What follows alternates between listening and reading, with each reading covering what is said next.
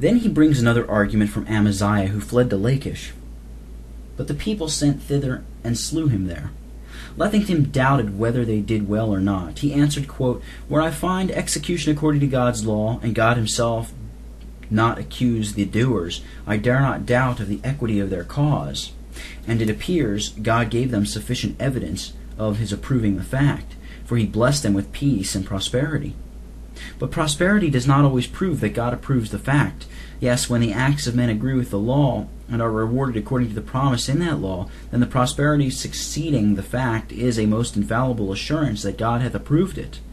But so it is, that there is a promise of lengthening out prosperity to them that destroy idolatry. And again, concluding Isaiah's example, he says there, the people ought to execute God's law even against their princes, when that their open crimes by God's law deserve punishment, especially when they are such as may infect the rest of the multitude. Unquote. Number 5. There is another thing for which people have suffered much in our day of blasphemy, rebuke, and trouble, which yet we find was not so odious in our reformers' eyes as this dull and degenerate age would represent it.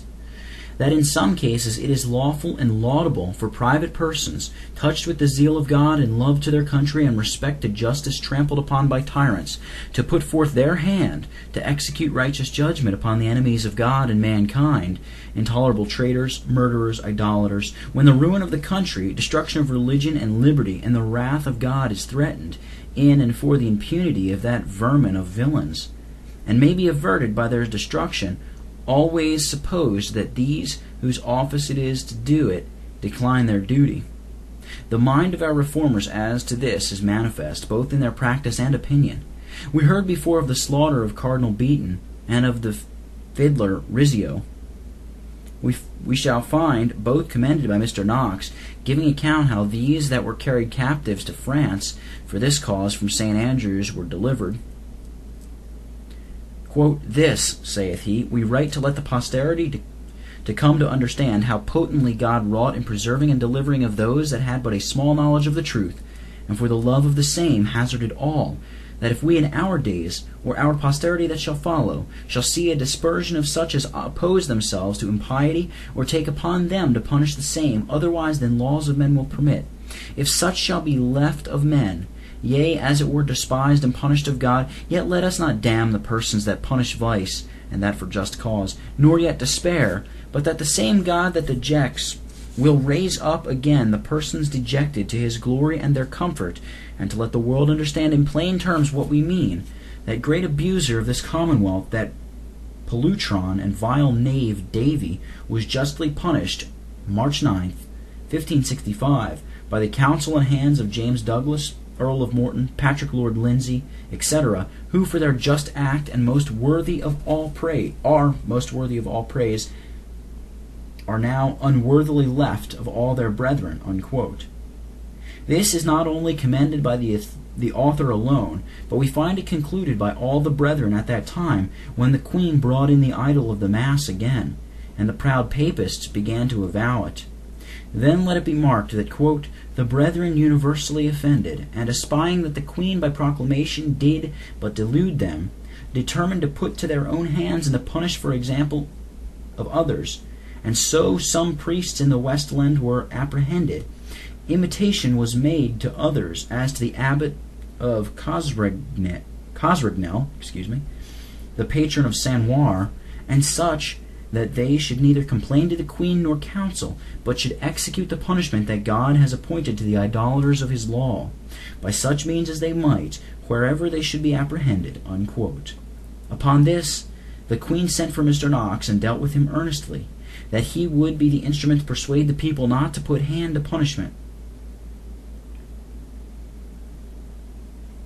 He, perceiving her craft, willed her Majesty to punish malefactors according to the law, and he durst promise quietness upon the part of all them that professed Christ within Scotland. But if her Majesty thought to delude the laws, he feared some would let the Papists understand that without punishment they should not be suffered so manifestly to offend God's Majesty.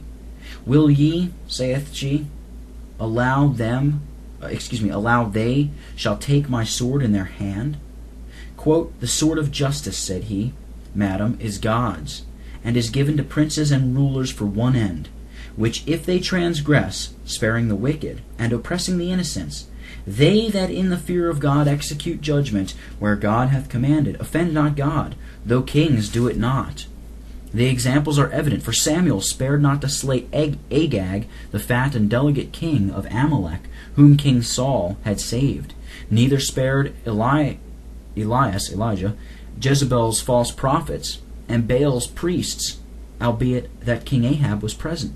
Phinehas was no magistrate, and yet feared not to strike Zimri and Cosby in the very act of filthy fornication. And so, madam, your majesty may see that others than magistrates may lawfully punish, and have punished, the vice and crimes that God commands to be punished." Unquote.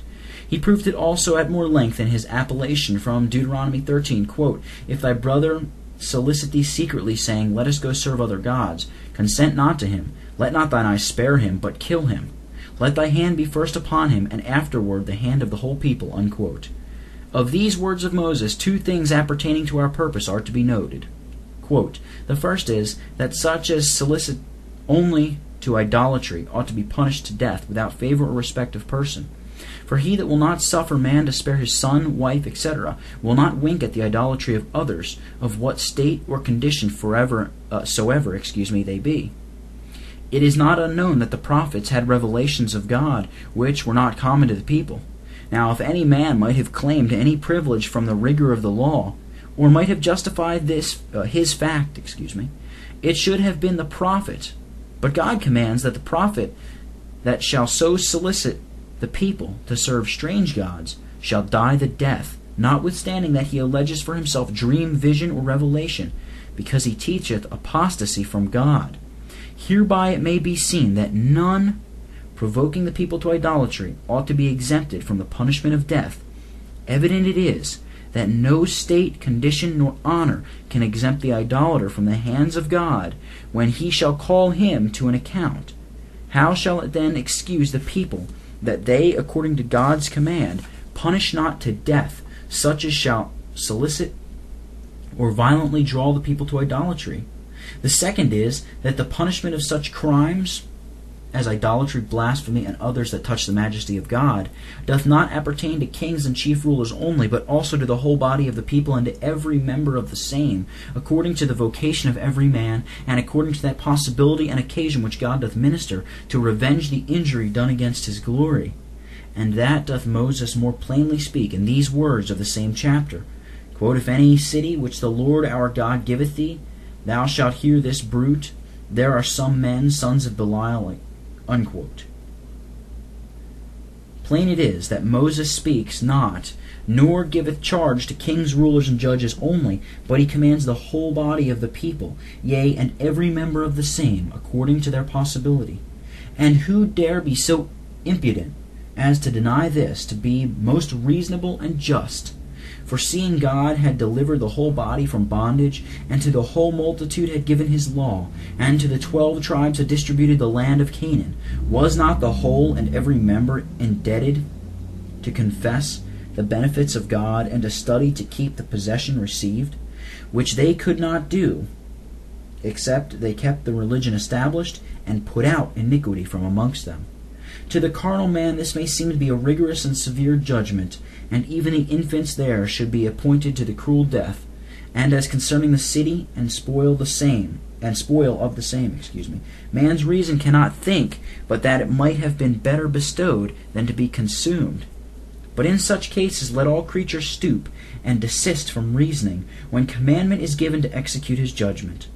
I will search no other reasons than the Holy Ghost hath assigned. First, that all Israel should fear to commit the like abomination, and secondly, that the Lord might turn from the fury of his anger, which plainly doth signify that, by the defection and idolatry of a few, God's wrath is kindled against the whole, which is never quenched, till such punishment be taken upon the offenders, that whatsoever served them in their idolatry be brought to destruction, etc. Unquote. I have enlarged so far upon this period that it may appear there is nothing now in controversy between the suffering and reproached party now in Scotland. and either their friends or enemies which could fall under our Reformers' inquiry, but they have declared themselves of the same sentiments that are now so much opposed, and therefore none can condemn the present the present heads of suffering, except also they condemn the Reformers' judgment, and consequently the imputation of novelty must fall. Period 4. Containing the testimony of the first contenders against prelacy and supremacy from the year 1570 to 1638. Hitherto the conflict was for the concerns of Christ's prophetical and priestly office against paganism and popery, but from the year 1570 and downward the testimony is stated and gradually prosecuted for the rights, privileges, and prerogatives of Christ's kingly office, which hath been the peculiar glory of the Church of Scotland above all the churches in the earth, that this hath been given to her as the word of her testimony, and not only consequentially and reductively, as all other churches may challenge a part of this dignity, but formally and explicitly to contend for this very head, the headship and kingship of Jesus Christ, the Prince of the kings of the earth, and his mediatory supremacy over his own kingdom of grace, both visible and invisible. This is Christ's supremacy, a special radiant jewel of his imperial crown, which, as it hath been so explicitly encroached upon in Scotland by his insolent enemies, as ever by any that entered in opposition to him, so it hath been more expressly witnessed and wrestled for by his suffering servants in that land than in any place of the world. This was in a particular manner the testimony of that period, during the reign of King James VI, as it hath been in a great measure in our days since the year 1660, which, as it is the most important cause of the greatest consequence that mortals can contend for it hath this peculiar glory in it, that it is not only for the truth of Christ, of greater value than the standing of heaven and earth, but also it is the very truth for which Christ himself died, considered as a martyr, and which concerns him to vindicate and maintain as a monarch. The witnesses of that day made such an high account of it, that they encouraged one another to suffer for it as the greatest concern, quote, being a witness for Christ's glorious and free monarchy, which, as it is the end of the other two offices, so the testimony is more glorious to God, more honorable to his Son, and more comfortable to them than the testimony either for his prophetical office or for his priesthood, because his kingdom was especially impugned at that time, unquote. As Mr. Forbes and Mr. Welch wrote in a letter to the ministers at court, the corruptions and usurpations wronging this truth that they contended against were prelacy and the king's supremacy in ecclesiastical matters, which will be useful to hint a little how they prosecuted the conflict, when Satan, whose kingdom was then declining, by several instruments and means, both by force and fraud, did endeavor to put a stop to the Reformation by reintroducing the anti-Christian hierarchy of prelacy. When he could not re-establish the anti-Christian doctrine of popery, he left no means unessayed to effectuate it. And first he began to bring the name bishop in request. That was now growing obsolete and odious by reason of the abuse of it, as it ought to be still, for though the name be founded in the Scriptures, yet neither is that catechetical application of it to prelates to be found, nor was there any other reason for the translation of it after that manner, except it were to please princes, seeing the native signification of it is an overseer, proper and common to all faithful pastors.